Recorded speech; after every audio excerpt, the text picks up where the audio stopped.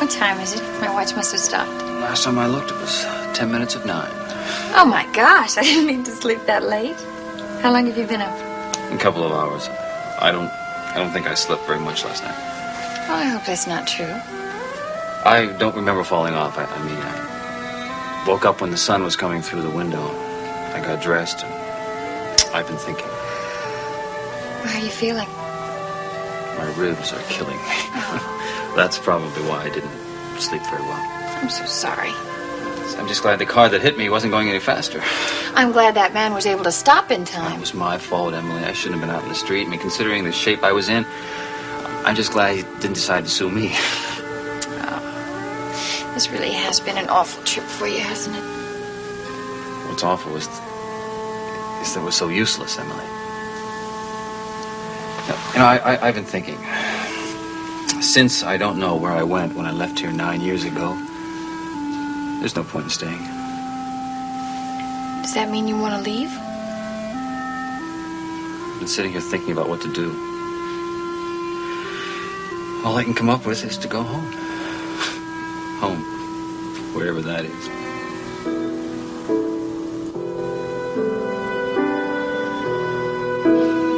It's really very nice of you to stop by and pick these up. I appreciate it. Even though I could have had a messenger send them over. Oh, don't be silly, please. It's on my way. Besides, I'd never get coffee this good at the paper. Well, thank you. But I'm not going to let you stay too long. I'm sure you have plenty of very important things to do down at your office. Well... Oh, excuse me. I don't know. That phone hasn't stopped ringing these days. Good morning. Mrs. Scott, it's Mrs. Peabody, the real estate broker. My, you are an early riser. Good morning. Well, I thought I'd come over to your house first thing this morning, and it's a good thing I did. Mrs. Scott, I'm sorry to tell you, but your house was broken into last night.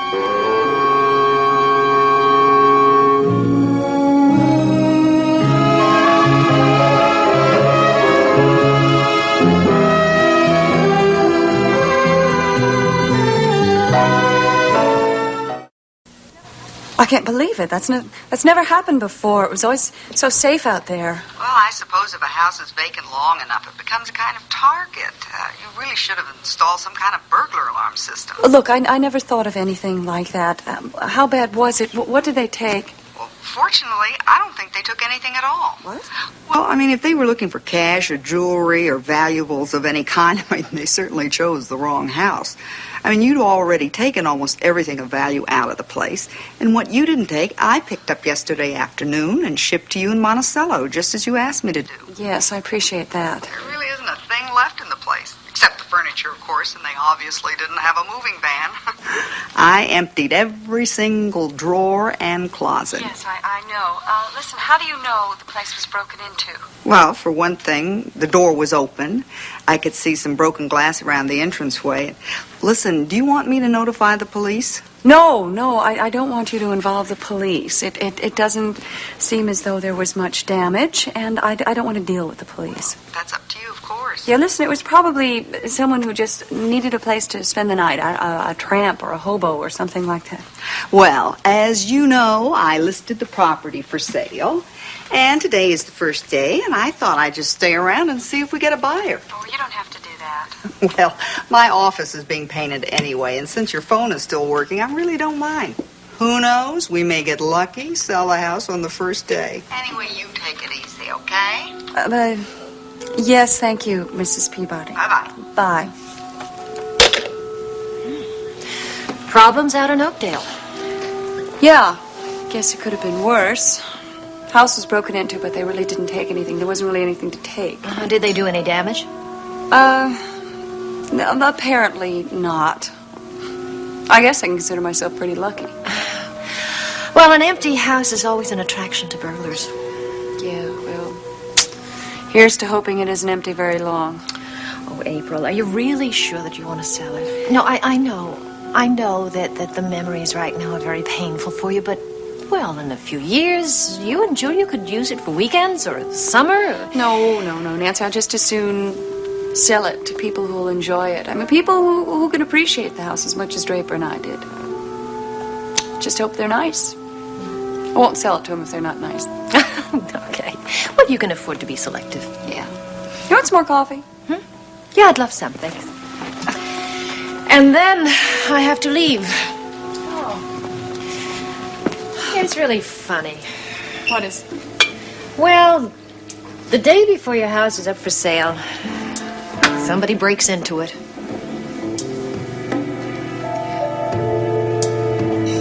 Please don't start that again. Told you the house was empty. So was every closet and every drawer, stark naked. I'm sure your friend April knows what you have in mind. Don't be ridiculous. In all likelihood, that letter you want so badly is locked up in a safety deposit vault in some bank. No, it isn't. I've already talked to April about the letter. She didn't give any indication that it was among her valuables. It's only valuable to me. Correction. It's more valuable to your husband. That's why I have to get it back. Not if he gets it first. He's probably already asked her for it. That's why he's being so nice to April. Thinks he can wheedle it out of her. He'll probably succeed. He doesn't have it. I have to get that letter and tear it into 1,000,000 pieces. I can't make my move until then. What move?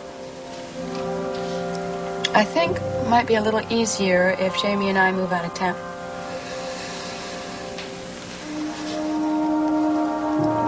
I wouldn't like that, Raven. You could come with me? Surely there must be something more to keep you in this town than a damned letter. I can't come with you. I have the unicorn to take care of. It opens in a few days. It's very important to you, isn't it? Yes, it is. Well, this is very important to me, too. Raven, there is something more important to me than that unicorn.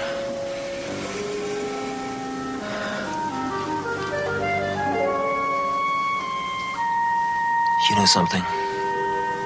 Sometimes your lips are like ice.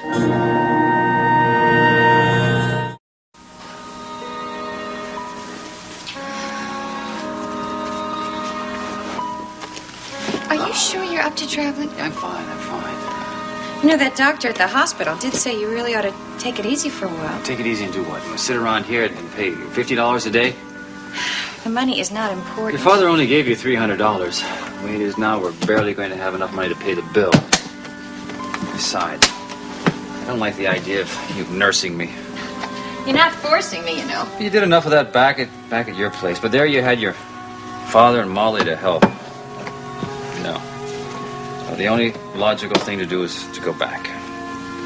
Well, if you're sure that's what you want to do. What good will it do to stay here? We found what we were looking for, didn't we? Learned all about my career in Monticello. Hey, please don't be unhappy about that. I swear to you, the detective told me that you didn't do anything seriously wrong. All right, you were arrested a few times, but you were never convicted. Anybody that's arrested that many times is an habitual criminal. I mean, just because they didn't get an indictment doesn't mean that I'm innocent. I didn't say anything about an indictment. An indictment comes before a trial. It just means the police didn't have enough evidence to bring the case to court. Well, you were never in prison. Not in Monticello, because I left. But where did I go, Emily? What did I do? We're never going to find out now. Look, it'll all come back to you at some point. I'm sure it will. But you gotta stop worrying about the past. You have your future to consider. Yeah, and I have been considering it. And I know what I don't want to do. What's that? I don't want to sponge off of your father for the rest of my life. He can't afford to have a non-paying boarder around. My father doesn't think of you as a boarder. He thinks of you as a son-in-law. But I'm a sponge just the same, and he's not a wealthy man. You're right there. Especially since his illness, he's been taking in fewer patients. My father's one of those doctors who's not very good at collecting fees. You both would have been a lot better off if I had never come back. Don't you ever say that. You've brought more happiness to that house than there's been in 10 years. And I'm happier than I've ever been. And when I'm happy, Daddy's happy. But he's going to change his mind about that. No, I've been thinking, and I have to get a job. Of course, when your strength comes back. Yeah, but what do I do, Emily? I mean, I don't have a skill. I don't have a trade. I mean, if I do, I don't remember it. My resume is going to be a blank sheet of paper. Look, will you stop worrying about it? There is nothing we can do about it now anyway. So why don't we just pack up and leave? I'm sorry.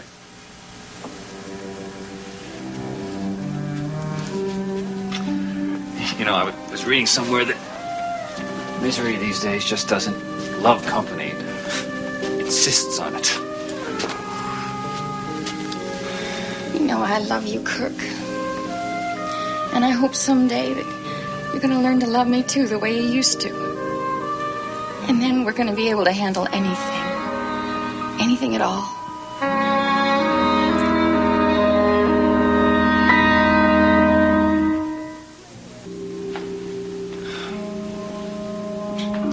Emily, come on, you almost ready? Yeah, I think so. Oh. Look what I found. A little stuffed animal. It's not mine. No. It's brand new. It's even got a price tag on it. That officer said the people who were here before us had a baby. I'll bet it's theirs. Well, what should we do with it? Leave it at the front desk? I don't think they're going to come back for it. Yeah, you're probably right. Just sit there at the desk getting all dusty and lonesome. Oh, no, you don't. I'll take those. You take him. Okay.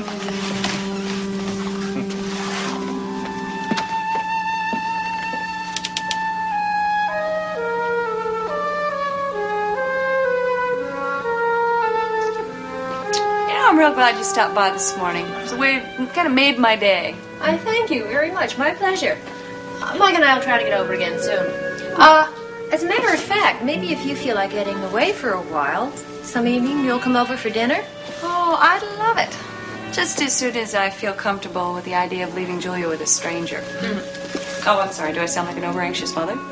No, you don't sound like an over-anxious mother. In fact, I think you're quite wonderful with the baby. Thank you. So do I.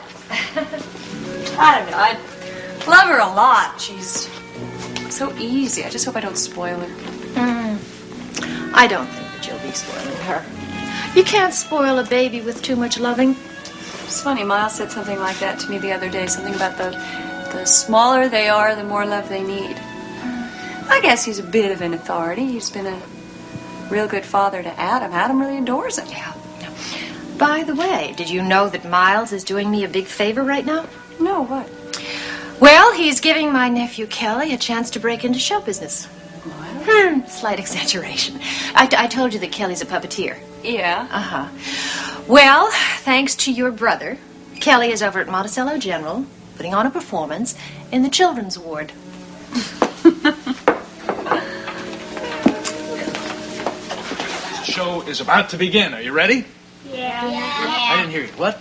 Yes. Okay, let's, you are about to meet the famous Poco Puppets. Let's give them a big hand. Huh? Oh, you're on, Kelly. It's a tough crowd. Okay, Doctor. The funny thing is, I'm nervous. Oh, no. Regulate. Okay, another big hand. Poco Puppets. Hi, boys and girls. My name is Kelly McGrath, and I brought a few of my friends with me today, and they're real shy, so you're going to have to give them some real special attention. Now, if you're all set, I'm going to crawl in this little house back here and tell them you're ready to see them, okay? Okay. There he is. Well, hello, everybody. Hello. I'm Wally the Walrus. You feeling better? Yeah. Oh, good. Well, today I'm going to tell you the story about the princess who never smiled. And I'll introduce the princess. Are you ready, princess? Okay. Once upon a time, there was a beautiful young princess. You can come up now, princess. You have to say hello to the princess. Hi. Hello. And this princess was very sad. She never smiled. And so her daddy, the king, made a contest, and whoever could make her laugh would become the king and marry her. And you can tell him the rest. Oh, well, the first contestant is ready, and I hope he can make me laugh. Hey, nanny, no. Hey, nanny, no. Hiya, princess. Hey, did you hear the one about the little troubadour who tried to make the princess? I don't like jokes. Oh, you don't like jokes. Well, I have just the thing for you, my dear, right down here. Oh, this is going to make you laugh. Here, now, come over here, princess, and take a look inside. What do you see? I don't see anything. Very good. Now help me turn it over. That's it. Now, I've got to say some magic words. I don't know any magic words.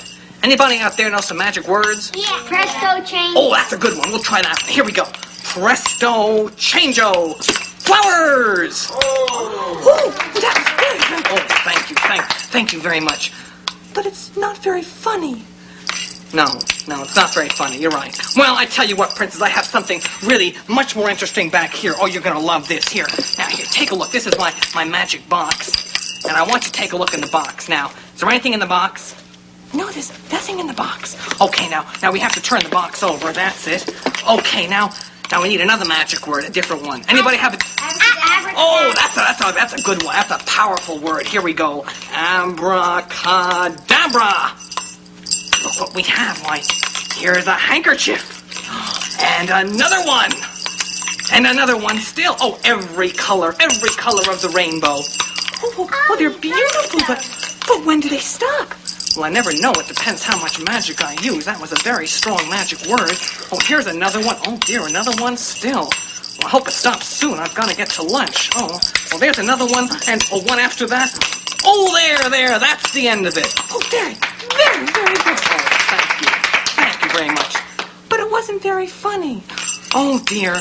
Oh, Princess, you cut me to the quick. I've got one more thing to show you. Now, this will really make you laugh. Here it is. Help me up over here. Now, I'm going to do a puppet show for you. Oh, I don't like puppet shows. Oh, you're going to like this puppet show. Now, you sit down and be a good girl, and I will go down and start the puppet show. Here we go.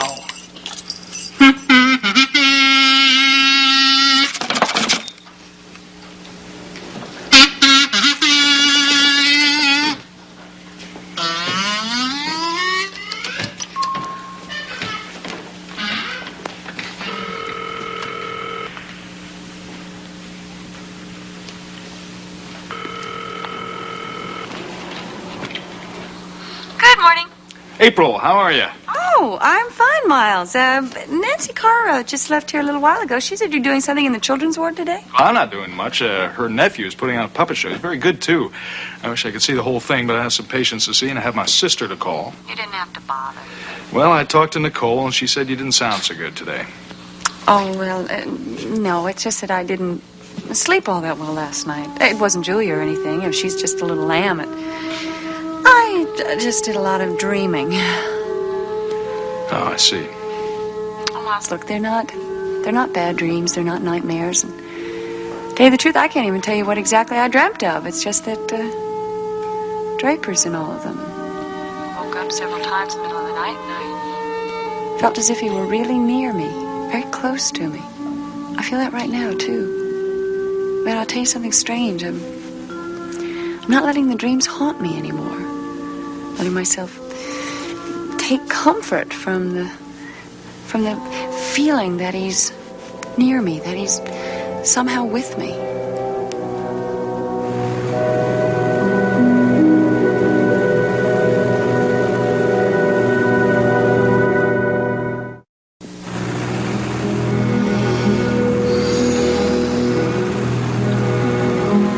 What do you think about it?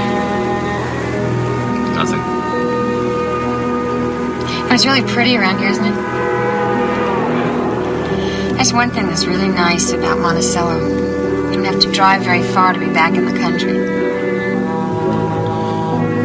Emily, don't turn here. Don't turn left. Stay straight.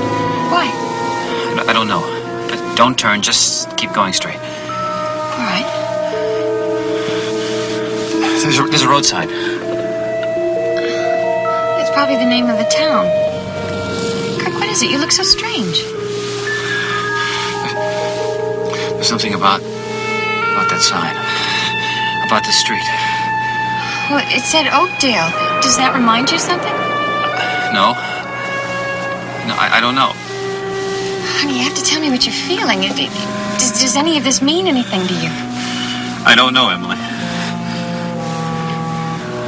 What a lovely house. Did you see it? Had a sign in the front on the lawn for sale. You know what? I'm going to turn this car around. We're going to go back and look at it just for the fun of it.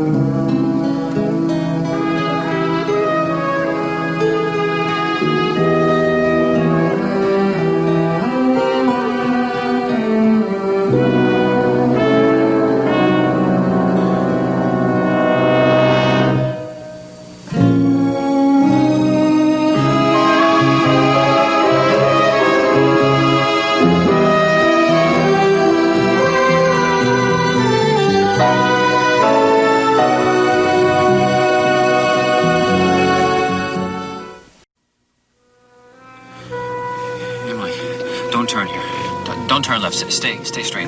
Why? I don't know. But don't turn. Just keep going straight. All right. There's a road sign. It's probably the name of the town. Kirk, what is it? You look so strange. There's something about that sign. About this street. Well, it said Oakdale. Does that remind you of something? No. No, I don't know. Honey, you have to tell me what you're feeling. Does any of this mean anything to you? I don't know, Emily. What a lovely house. Did you see it? Had a sign in the front on the lawn for sale. You know what? I'm going to turn this car around. We're going to go back and look at it just for the fun of it.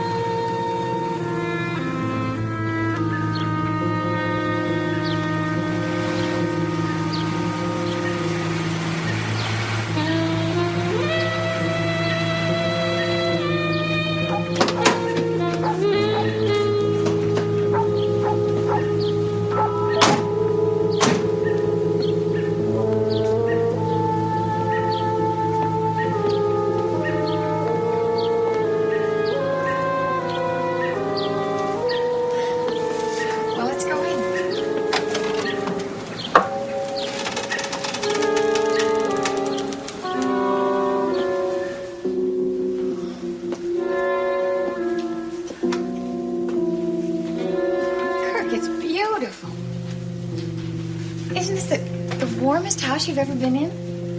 Oh, and look at those windows. So charming. And this fireplace. Oh, it's like a dream house. Honey, what is it? I don't know. I feel like I've seen this house before. All houses look the same, probably. Not this one. This one's special. Hi, Mrs. Peabody, the real estate broker. Isn't this the loveliest place you've ever been? And you know something? You two look as if you belong in it.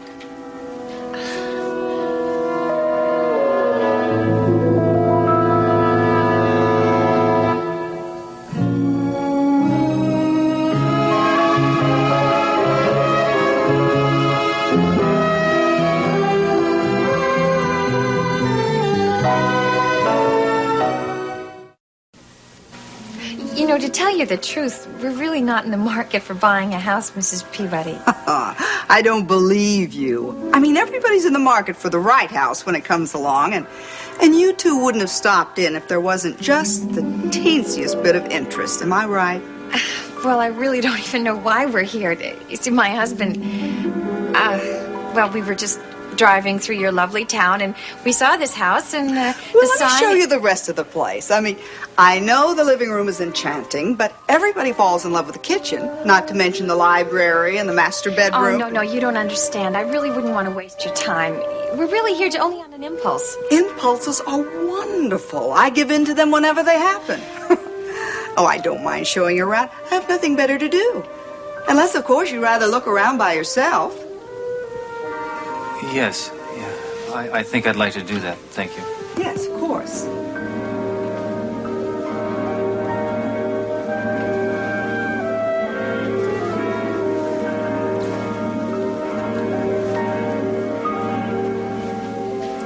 Is your husband feeling all right?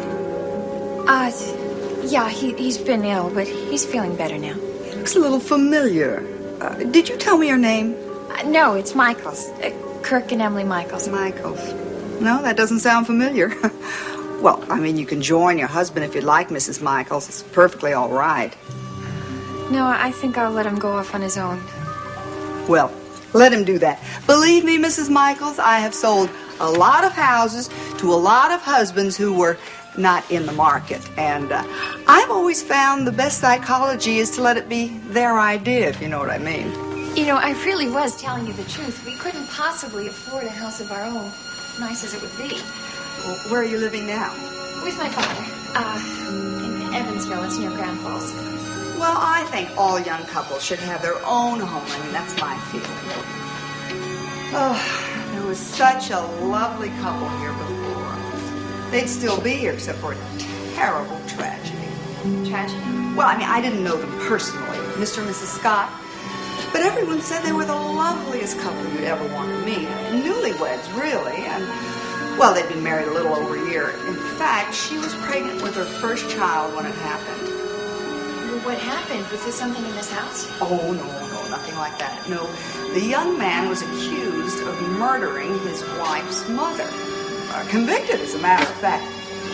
You must have heard of the case. No, I don't pay much attention to the news, especially that Saturday. Oh, well, it was really a sad story. I mean, the poor young man was wrongly convicted of the crime and sent to prison. Only he never got there. He was killed in a train wreck before they found out he was innocent. Oh, that's awful. Well, what about this poor man's wife? Oh, well, I mean, she couldn't bear coming back here. That's why the house is on the market. Fortunately, she's got a lot of money. She's living in a penthouse in Monticello now. So she put this place on the market. And just between you and me, Mrs. Michaels, money would not be the object if she could sell to the right party. Well, what is she asking? Well, I put an asking price of $125,000 on it. Oh, my gosh, that's a fortune. Well, that's what houses are going for these days. But I feel sure Mrs. Scott would accept as little as, say, $100,000 if she liked the people. And, personally, I think she'd like you two very much.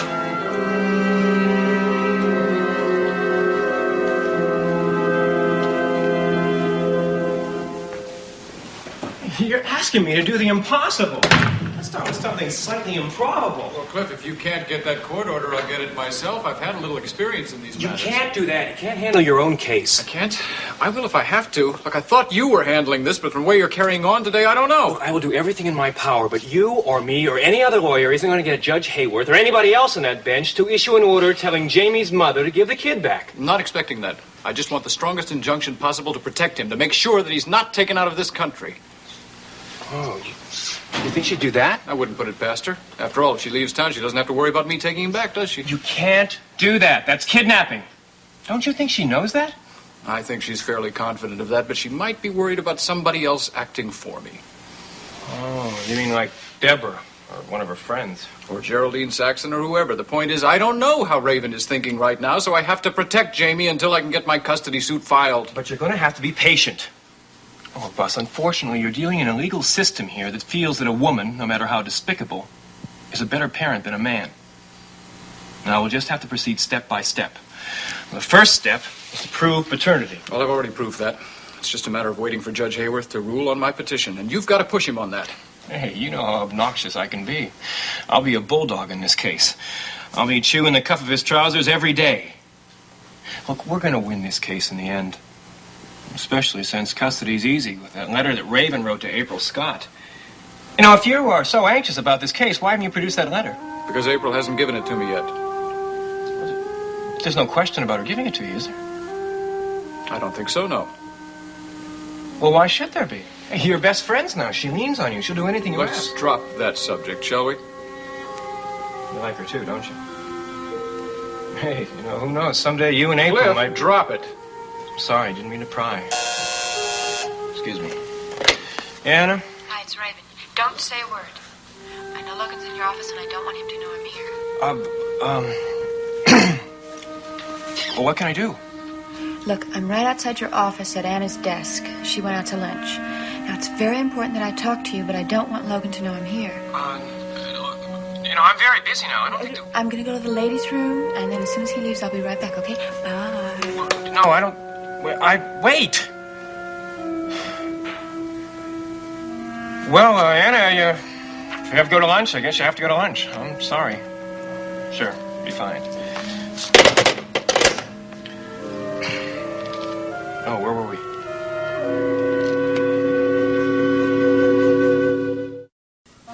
No, I don't think Raven has hired a lawyer yet, but she will as soon as she's slapped with that court order. Well, she's in town now. I mean, I've heard that she was in town now, and I don't think we need an injunction now to keep her here. Without being rude, I don't care what you think. I want one, so get it for me. I want Jamie protected.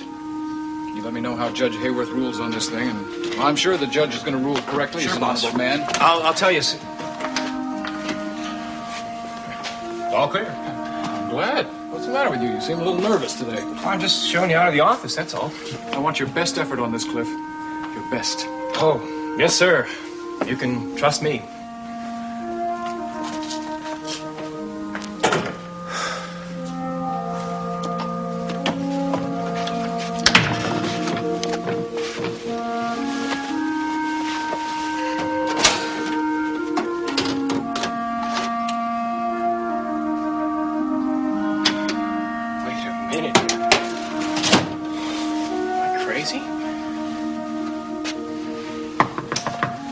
Just a minute. Come in. Hi. Well, I'm sorry about all the intrigue, but I heard Logan through the office door, and I thought it probably wouldn't be a good time for a visit. Just what is the reason of this visit? Unless you came here to return that boy which you stole illegally from the hotel. Stop it! You know very well I didn't do anything illegal. Mrs. Swift, I don't think you realize what trouble you're in. I have an appointment in an hour with the judge, and we're going to talk about you. And when we are done, I think he's going to recommend that you go to jail. Cliff, you don't scare me. Besides, I didn't come here to talk about that. You didn't? No, I came here to see you. I wanted to see what you look like in this old office of Draper's. Oh, what do you think? I think you look terrific. You look a lot better than Draper did. Oh, you think I do? You do? You look like a very high-powered attorney. Draper always sort of looked like a little boy trying to play big executive. You wouldn't be trying to flatter me now, would you? Me? Mrs. Swift, if you think you can get around me that easy, come in here wearing some clinging dress and smell up my office with expensive perfume, I think you're crazy. You like it? It's not going to work. I'm going to go find a judge, and he's going to give you two choices. Give back that baby or go to jail. I was real disappointed when I didn't hear from you. Oh, you'll hear from me, believe me. Clifford, I do not mean as an attorney. You know, I thought the last time we met that there was a little bit of electricity there. Wait now. Mrs. Swift, I've heard all about you. I know exactly what you're trying to do here. I'm just a little disappointed you didn't ask me out. Well, how could I ask you out? Your husband is my client. And he's my best friend, too. Aha. So you've got that assignment and Draper's old office, huh? Look, Mrs. Swift, I don't think this is going to look very good if you're here. Raven, What? I told you to call me Raven. Now look, if you're not interested in a social dinner, how about a business dinner? What do you mean? You're Logan's attorney. Don't you think you should try to find some reasonable out-of-court settlement for this whole thing? Well, that would be wonderful, sure. That is, of course, if you're willing to be reasonable. Well, you'll have to take me out and see, won't you? I don't think that this is a very good idea now. Cliff, this is my new number. Take it, come on. So give me a call sometime, okay? Counselor.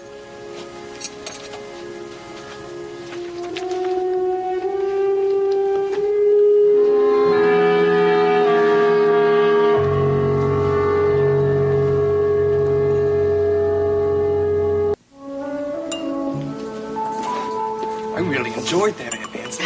You know, I don't believe I've enjoyed my puppets more than I did this morning in that children's ward. Oh, I'm sure those children loved them. Yeah, but they couldn't have enjoyed it as much as I did.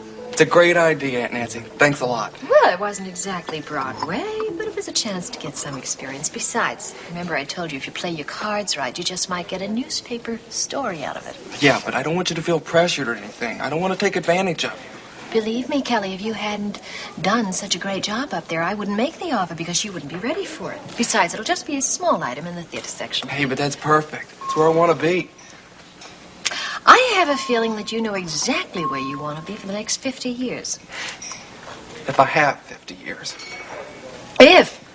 What if? Oh, Kelly, my goodness, you're a big, strong young man. I mean, don't talk to me, please, about the bomb or pollution getting you. You're much too young to be pessimistic. But it's the young that worry about these things. Okay. And there are other things to worry about, too, and other things to think about besides your career. For one thing, you haven't mentioned anything about what your future plans are, how long you're going to stay in Monticello. You haven't said a word about school. I'm finished with school. Well, what about college? I have my puppets. My puppets are my life. Kelly, what do your parents think about that? You realize you haven't really said anything about your mom and dad except that they're okay? Is there something that you're not telling us? Hello, you two. Mind if I join you? I want to see if I can get the star's autograph. Miles, of course. Please, sit down. You're really terrific, Kelly. I'm not saying that because the tough little critics up there were wild about you. I really think you have talent. Hey, well, thanks, Dr. Kavanaugh. Look, if you don't mind, I'd like to talk to the hospital administration, see if we can book you in some of the other wards. Hey, that's fine with me. All right, wait, there's no money in it, all right? Just be experience, satisfaction. Good, good. I told Kelly I'd get him some publicity in the newspaper. Oh, that's something I ought to be able to help you with, too. My wife happens to be the anchor person on WMON. As a matter of fact, my kid sister owns a station now, doesn't she? Do you think I might be on TV, Dr. Kavanaugh? Well, I'll tell you, if I had known you were going to be as good as you were this morning, I would call my wife, had her send over a camera crew, and they would have taped something, maybe used it on the evening news. Hey, now that would really be something. Well, I will talk to her. We'll see what we can arrange. Let me get some coffee. Hey, let me get it for you, Kim. How do you take it? Black. Great. Got a bright young nephew there, Nancy. Yeah, I just wish he would be more open. His puppets tell us more than he does. And I'll get the spectrograph analysis over to Logan's office first thing in the morning. We really did wrap up the case, I guess, huh? Fine. There's nothing I like better than giving the boys a complete package. You're not in very high spirits today, are you? No, I guess not. It's because of Steve, is it? Because he took that assignment out west? He didn't take it, Chief. You offered it to him, didn't you? It was a voluntary assignment. All undercover work around here is and always will be voluntary. I see. I guess you know that I'm going to miss him. I haven't been away from Steve for more than 2 or 3 weeks at a time. And now it's going to be 3 or 4 months. Could easily be that long. He's got to infiltrate an organization of criminals. And they don't make friends very fast. Yes. Deborah, I know this is none of my business. But I got the impression that one of the reasons Steve volunteered for this assignment was because that there was a personal side. Well, yeah, I guess there is a personal side to it. I guess that's the reason he took the assignment. It was because of us. You didn't have a fight, did you? I know you two can go at it pretty strong sometimes. No, we didn't have a fight. It was just a difference in opinion on how we should live our lives. Deborah, Steve is coming back. Sure. Yes? Oh, what does she want here? All right, I suppose we're through. Send her in. She's back. Don't tell me. Raven. Yes, now whatever you do, don't cross swords with her here. Maybe she's ready to see reason on this baby matter. Okay, I promise I don't say a word to her. I'd sure like to kill her with a look. Oh, hello. Hi, Deborah. Well, you sure look nice. What is this, the new police uniform, or is it yours? Well, don't you look so worried. I didn't come here to make more demands on the police force. I just wanted to ask you to take me to dinner. I'm sorry, Raven. I'm too busy tonight. Maybe some other time. Oh, but I can't go another time. I mean, I have to go tonight. Can't you work tomorrow? Look, this will give me a chance to tell you my side of the story. I'm sure you already know Logan's. All right, maybe so. Maybe I could work tomorrow night.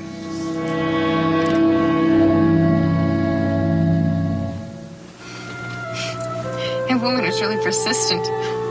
She must be very good at her job, don't you think? I mean, even though you don't have a thought about buying a house, she makes you feel crazy if you don't. What'd you think about the place? Yeah, it was real nice. You know, it had kind of a warmth to it. A real loving warmth. As though the people who lived in the house before loved each other so much that some of it was left in the house. Sounds silly, I guess. Daddy always laughs at me when I talk like that. Kirk? Yeah. Wouldn't it be wonderful if we could live in our own house? Yeah, I guess it would. You know, maybe that's part of your problem. I mean, about not feeling married. Well, not just your loss of memory. Maybe it's because we're living in the house with Molly and Daddy, and it's almost as though we're children, not married adults. Doesn't feel like my house, that's for sure. But if we could live in our own home, a house as beautiful as that one, maybe things would be different. Not that we could afford it. $100,000. It's just a dream, Emily. Oh, but wouldn't it be wonderful? Wouldn't it be wonderful if we could make that dream come true somehow? It would be absolute heaven living in a house like that.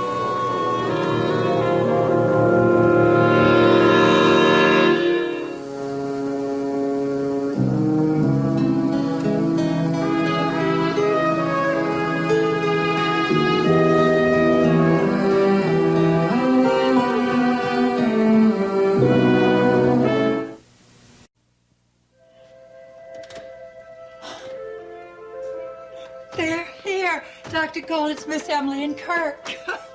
Hi, we're home. We're glad to see you. Hello. How are you, young lady? Oh, I missed you. I'm fine, Daddy. I was only gone for 2 days, you know. Well, Kirk, it looks like you took good care of my little girl. Well, actually, Doctor, I think it was the other way around. Oh, you don't look at all well. Were you sick? No, but I was involved in a slight traffic accident. I promise I'll look both ways before I cross next time. Well, it's a good thing, then, that you cut your visit short and came home. You're not in the best of health. Well, we followed the trail as far as it would take us.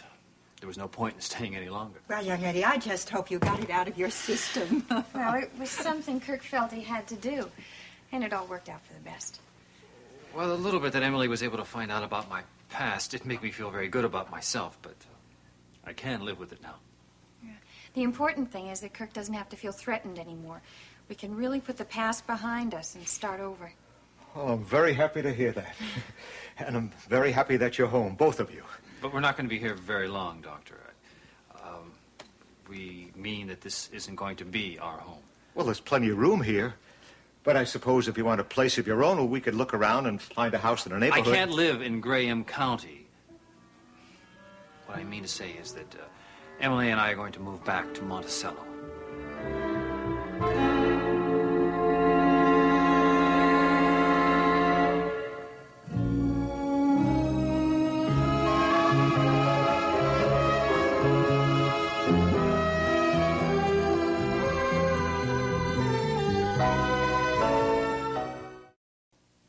Kirk, this is all wrong. You spend 2 days in Monticello and decide you want to live there? Daddy, we talked about this the whole way home, and we just feel it would be better for Kirk, for both of us. Better living in a big, noisy city with all those people pushing and shoving and crowding. Miss Emily, you know you wouldn't like a life like that. Well, I'm not sure I will, but I know I want to be with Kirk. In Monticello, I wasn't able to find out the kind of person I was. But I may be able to find the person I can be. Don't you see, Daddy? Kirk can't stay here. Why not? Because there's nothing for him to do in a rural community. Well, there are a lot of people just fine here. What makes you think that Monticello would be any better? Because in Monticello, I have choices. There, I can find out what skills I do have. I don't see why you're so worried about working anyway. You still need plenty of rest, and you can stay here. Doctor, I can't sit in this house. If I do that, I'll vegetate, and I won't accept any more of your charity. Daddy, in Monticello, Kirk might be able to find some kind of office job. He might even be able to go to school. Kirk, I understand what you're striving for. But I feel sure that we could figure out some way to achieve your goals right here. Doctor, I told Emily that you wouldn't want her to leave. I told her that, And I told Kirk that I'll go wherever he goes. Like Ruth in the Bible. Yes, Molly, like Ruth. Whither thou goest. But it won't be safe, Emily. Daddy, I told you it is safe. We know now that Kirk isn't in any trouble with the law in Monticello, so we have nothing to worry about. But there may still be some people there who... Kirk, it may be more than you can handle in your state of mind. You could have a complete breakdown. No! Now, look, the only answer is for us to leave together. Period. Daddy, we have to do this. We have to go off on our own. We need the chance to know each other as a husband and wife should. Well, if that is the only problem, you can find a house right here. We did see a lovely house on the way back from Monticello in a little suburb called Oakdale. Emily, you're not going to leave this house. No, Emily, I've never forbidden you to do anything in your life. Haven't you? I've accepted your marriage, haven't I? I want you and Kirk to be together, to be happy. I just feel that what you're doing is wrong, and you'll regret it. I know you will. Let's be sensible. It is much too expensive living in a city. But there is no reason why I can't work, too. Doctor, I will not let Emily starve. Well, you're not going to get any help from me, you understand that? I won't help you make this terrible mistake.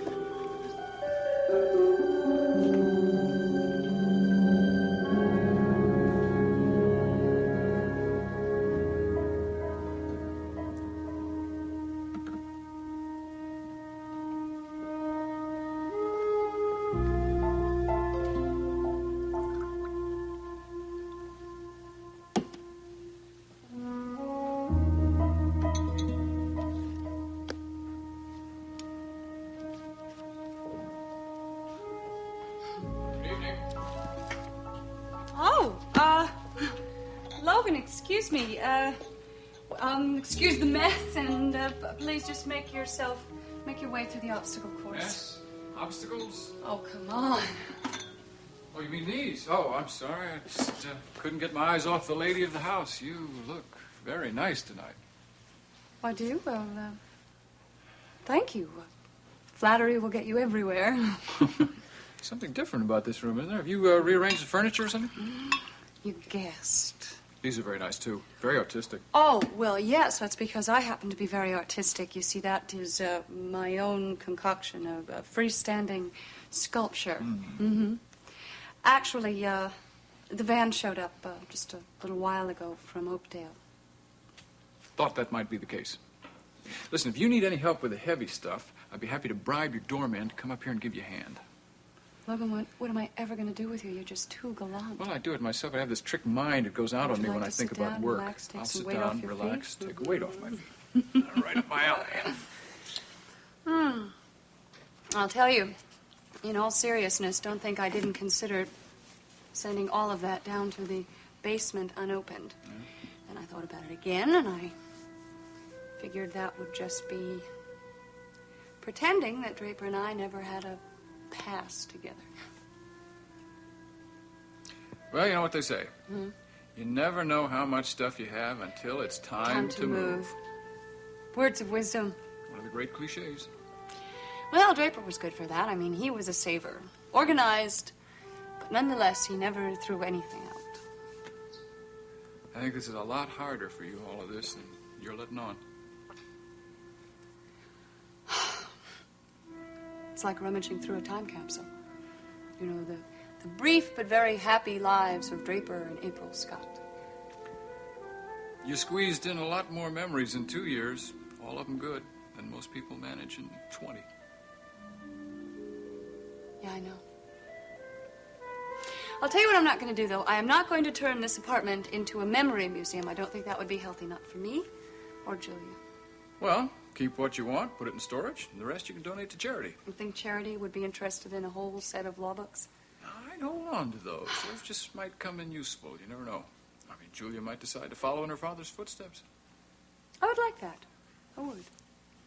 There are some things I want to keep for Julia's sake. It'll take me forever to find them. I pack so quickly, and then when I didn't pack, I had someone pack for me, and, well, there's no rhyme or reason to where anything is. Which brings me in a roundabout way to the reason for my visit. There is something that I would appreciate very much if you could find for me. Don't tell me. Raven's letter. I know. I asked you before. I'm starting to sound like a broken record. Look, I know. I already know how important that letter is to you. I'm sorry. I'm sorry. You got enough problems of your own. You don't need to be dragged into the middle of mine. I shouldn't be asking for this don't right talk now, like so that. forget it. No, really. I'm in a pretty good position. I'm charging Raven with abandonment, and the letter would solidify my case, but it's... Don't you see what I'm saying? Don't you see? Logan, this is already beginning to sound like it's going to be an extremely dirty custody battle. Yeah, it is. But I don't have any other choice. That's the only way I can get Jamie back. I miss him. I really miss him.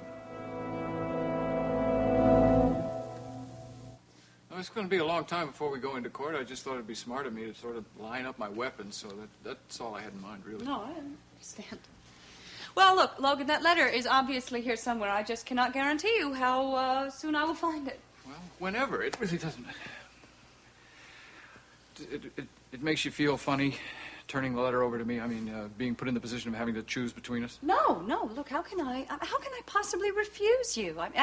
You were one of Draper's best friends, and you have been an extremely good friend to me, especially these past couple of months. I mean, Lord, you helped me find strength that I didn't even know I had. Well, that's been a two-way street. We helped each other over a very rough time. It wasn't just me. Oh, Logan, I just wish there was an easy way out of this, a way that somebody wouldn't get hurt, but I know whoever gets Jamie, someone is going to be terribly hurt.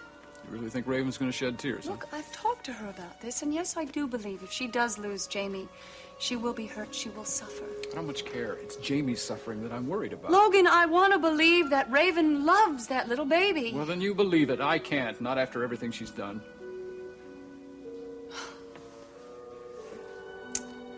You are right. If I have to give that letter to someone, if I have to, I will give it to you. Guess I was wrong. The only solution would be for me to take the entire case of Siegel versus California home tonight and read it over. Well, Cliff, I really think you should go home and relax. I know your office store has been closed all day, and Anna tells me you haven't even taken any calls. Well, yeah, I had been quite busy. Most of the day was spent with Logan. District Attorney Swift or Mr. Swift, our client? Mr. Swift. We were discussing his custody case. We've decided on a plan of action. Good. Glad to hear that.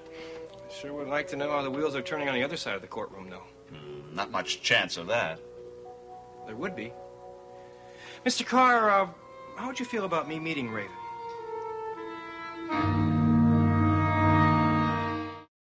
Cliff, I don't see how meeting with Raven would gain us any advantage. Well, it wouldn't hurt to get to know the enemy better, would it? She's made her position in this matter perfectly clear. Of course she has in public, but she has to talk that way. She has to deal from a position of strength. I get the feeling there is not 1 ounce of compromise in that woman. But it wouldn't hurt to see if the possibility existed, would it? All right. But if you want to follow that line, contact her lawyer. Do you know if she's retained counsel yet? No, I don't. Too bad. I know how Logan feels about that boy. I'd hate to waste even a minute. Let's face it, Cliff. This is going to be a long, drawn-out affair. Well, all the more reason to have a meeting. Maybe with one well-chosen word, I could be arranged for Logan to see the kid during the proceedings. Now, that would be a positive step. Visitation rights would mean a great deal to Logan, I'm sure. Who knows? I might be able to get lucky and arrange an out-of-court settlement, too. And just remember, Logan is not going to settle for anything less than permanent custody of Jamie. Unless Raven is willing to turn Jamie over to him, and I don't think that's her intention. This issue is going to have to be settled in a court of law in front of a judge. Well, it wouldn't hurt to try, would it? All right. But you'd better let Logan know your intentions. He may have certain reservations. I don't know, Mr. Carr. Every time you mention Raven's name in front of Logan, steam comes out of his ears. I don't think he's going to be very objective in this case. Even so, we still have to respect our client's wishes. But trust me on this. If I can establish a line of communication, I might be able to set up some sort of shuttle diplomacy between the two of them, save a lot of hassles on each side. Well, if Swift versus Swift does get into a courtroom, there's going to be a lot of dirty laundry hung out in public. Right. I bet that I can make Raven be reasonable. Cliff, I don't think you realize how monumental an undertaking that would be. Well, the worst that could happen is that she wouldn't cooperate. And even then, I might be able to get some tidbits of information which would help me later on in the case. Raven is a very adept manipulator. Just be careful that you don't spill our beans to her. Don't worry. If I think that she's wheedling me for information, I'll play dumb. I'll say, oh, I don't know that facet of the case or something. Well, just let me know when she comes into the office, okay? I don't think I ought to invite her into the office. Oh? No, it's awfully formal in here. Wouldn't that defeat our purpose? I ought to take her out to a fancy dinner, you know. Cliff, this has got to be handled on a strictly professional level. Don't worry about me. She's the one that's sending out all the signals. I should be very candid with you, Mr. Carr. Raven finds me very attractive. And after I wine and dine her, she'll be putty in my hands. Well, I got a big day with Siegel versus California. See you tomorrow. Good night, Cliff.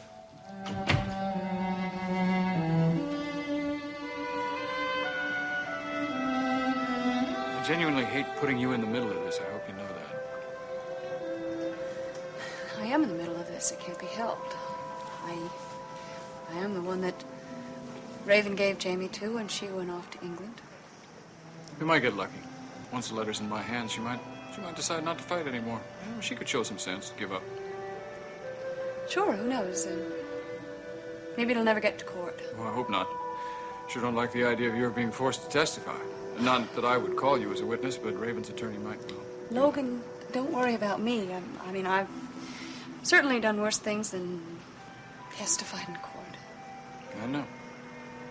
I was just thinking a little while ago, it's about time that your life got a little easier. Yeah, well, I want to help you, Logan. I want to repay you for everything you... Repay me? I don't much care for the sound of that. I hope you don't think I've been coming over here just because I expected something in return, because you have no obligation to me at all, none. Yes, I want you to give me the letter, but only for the right reason. Because you genuinely feel that it would be the best thing for Jamie. Well, I do feel that way. And I know how much you love Jamie. And I know that you will take the best possible care of him. Well, what's your hesitation then? Because I happen to be a mother now myself. I know how I would feel if Julia were ever taken away from me. Yes, but you're you and Raven is Raven.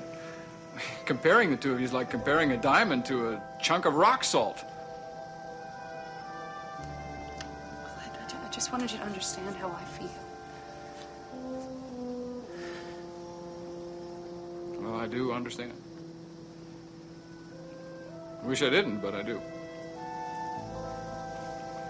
Which means I guess I have to understand you have doubts about the letter, too, right? Look, why don't we just forget about the letter for a while? If you find it, when you find it, and you think about it, then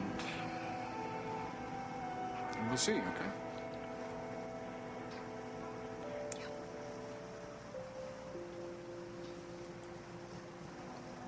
I better go. Logan, wait. Look, I can sympathize with Raven all I want. The fact is, she did abandon Jamie. And I have never seen a sign of motherly love in Raven. If that indeed is any indication of how she will raise that baby, well, then I have absolutely no doubt. And I will turn over that letter to you.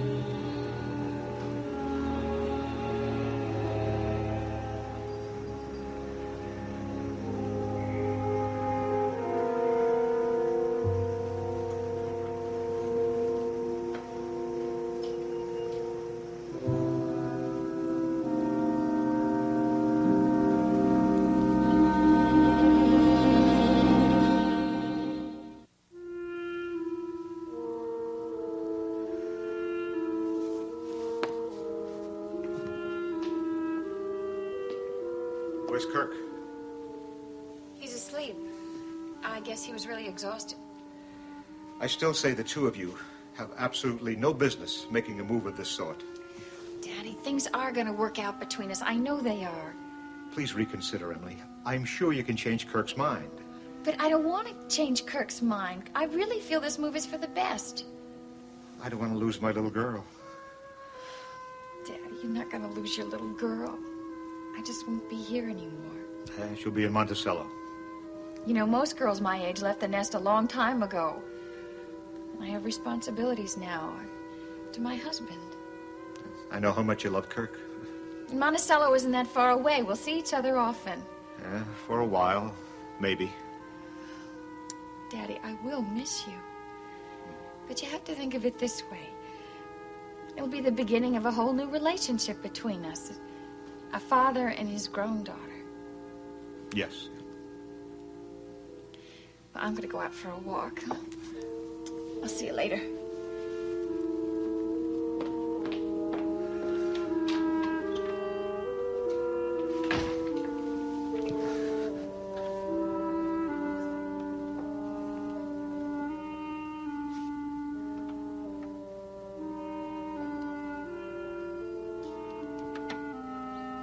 Doctor, can I get you anything? All I want right now, Molly, is to keep Kirk and Emily in this house.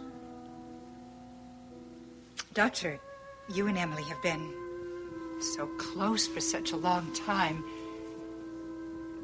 The thought of losing her must hurt you terribly, but it's something all fathers have to face, and most of them survive. What I'm going to lose doesn't concern me. It's what Emily stands to lose. Oh, I'm sure that Kirk will do everything he can to take good care of her. Molly, if Kirk and Emily move to Monticello, it'll just be a matter of time before her world falls apart. Well, you seem terribly pessimistic. Why? Molly, I'm going to tell you something. And I want you to promise me not to say a word of this to Emily or to anyone. Of course. That young man upstairs, he's not Kirk Michaels. But... No. He's someone else, Molly. And I know who.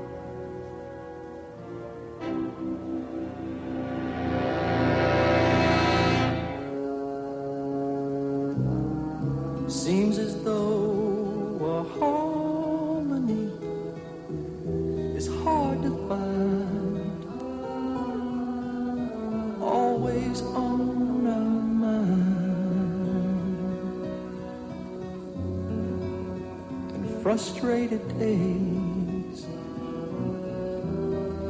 pass without sight, the edge of night,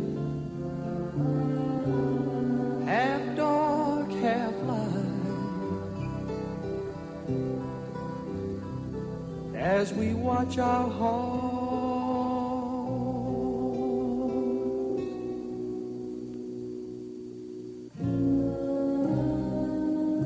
trying to hold the tenderness